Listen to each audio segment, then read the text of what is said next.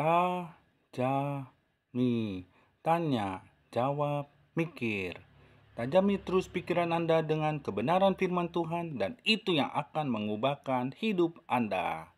Saudara kita mengatakan lebih Kristen daripada Kristen. Benarkah demikian? Saya akan menanggapinya. Ya, tahukah apa arti Kristen? Kristen berarti pengikut ajaran Kristus atau pengikut ajaran Yesus.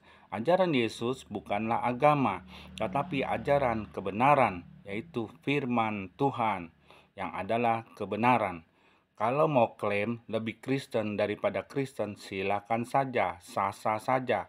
Tetapi apakah tidak malu? Ya, seharusnya dicek terlebih dahulu kebenaran perkataannya atau kebenaran klaim-klaimnya yang mengatakan seperti itu, lebih Kristen daripada Kristen. Cerdaslah dalam beriman dan temukan kebenarannya. Yuk kita cek. Yang pertama, ajaran Yesus tentang doa. Berdoa janganlah bertele-tele seperti orang munafik atau berdoa supaya dilihat orang, kata-kata yang panjang, ya supaya Tuhan mendengarnya karena kata-kata yang indah. Tidaklah seperti itu. Berdoa berarti berkomunikasi kepada Bapa di surga. Ya, Matius 6 ayat 5 sampai 7. Jadi, silakan jawab dengan jujur. Sama tidak cara berdoa yang Yesus ajarkan? Yang kedua, apakah saudara berdoa doa Bapa kami sebagaimana yang Yesus ajarkan? Hal yang lain, apakah saudara memanggil Tuhan itu Bapa? Hahaha. Benarkah klaim saudara kita? Yang ketiga, apakah saudara berpuasa seperti yang Yesus ajarkan? Matius 6 ayat 18. Kalau berpuasa, janganlah seperti dilihat orang bahwa engkau sedang berpuasa, melainkan hanya oleh Bapamu yang ada di tempat tersembunyi. Artinya, jika berpuasa, tidak perlu orang lain tahu bahwa saudara sedang berpuasa. Ya, sama atau tidak? Hayo, jujur. Yang keempat, ajaran Yesus bukanlah sunat lahiriah, tetapi sunat hati, penanggalan tubuh manusia lama. Sunat hati bukanlah ajaran Paulus, karena sudah ada di dalam perjanjian lama. Ulangan 10 ayat 16. Sebab itu sunatlah hatimu dan janganlah lagi kamu tegar tengkuk. Sebutan untuk bangsa Israel, tegar tengkuk berarti keras kepala, keras hati, suka melawan.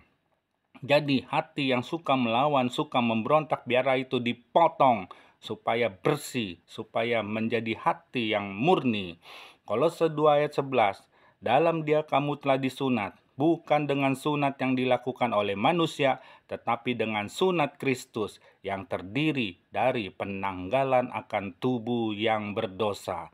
Galatia 6 ayat 15, sebab bersunat atau tidak bersunat tidak ada artinya, tetapi menjadi ciptaan baru itulah yang ada artinya.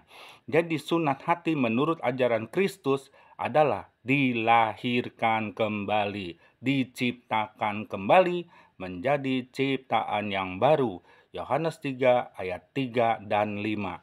Sudahkah saudaraku dilahirkan kembali seperti ajaran Yesus? Belum kan? Berarti tidak sama dong. Yang kelima, apakah saudara sudah memberi diri dibaptis? Baptisan itu sebagai tanda pertobatan dan berarti telah percaya kepada Yesus adalah Tuhan dan Juru Selamat. Itu ajaran Yesus. Yang keenam, ajaran Yesus Matius 4 ayat 19. Yesus berkata kepada mereka, mari ikutlah aku dan kamu akan kujadikan penjala manusia. Ya, Tuhan akan memakai setiap orang yang mau mengikut dia menjadi alat di dalam tangan dia untuk keselamatan jiwa-jiwa yang berdosa tentunya. Yang ketujuh, ajaran Yesus supaya menyangkal diri dan pikul salib. Arti menyangkal diri mematikan segala perbuatan hawa nafsu daging, manusia lama dimatikan, disalibkan, hidup dalam hidup yang baru, manusia baru, sehingga hidupku bukanlah aku lagi, bukannya aku lagi, tetapi Kristus yang hidup di dalamku. Apakah saudara sudah ada Kristus di dalam hati saudara? Yang kedelapan, ajaran Yesus perintah agung. Matius 28 ayat 19 dan 20.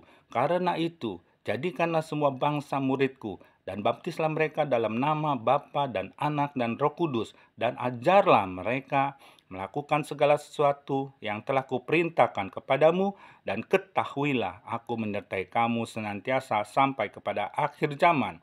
Yang kesembilan, ajaran Yesus supaya percaya kepadanya. Yohanes 8 ayat 24. Karena itu, tadi aku berkata kepadamu bahwa kamu akan mati dalam dosamu jikalau kamu tidak percaya bahwa akulah Dia, Mesias, kamu akan mati dalam dosamu. Ya, itu ajaran Yesus. Yang ke-10, perintah baru, perintah untuk saling mengasihi. Yohanes 15 ayat 12. Inilah perintahku supaya kamu saling mengasihi seperti aku telah mengasihi kamu. Sudahkah saudaraku saling mengasihi? Mengapa sesama seiman saja bisa tidak akur? Apakah kasih itu sudah dinyatakan kepada saudara-saudara seiman atau kepada semua orang? Itulah ajaran Yesus. Masih samakah dengan yang pengakuan bahwa lebih Kristen daripada Kristen? Jadi masih banyak ajaran-ajaran dari Tuhan Yesus yang harus kita taatin, yang harus kita patuhi. Yesus bukan hanya mengajar, tetapi Dia memberi contoh hidup, teladan hidup kepada para pengikutnya. Sekali lagi, masihkah mau klaim lebih Kristen daripada Kristen, atau itu cuman klaim semata-mata saja, atau klaim hoax, klaim palsu? Silakan cek kebenarannya. Tuhan memberkati.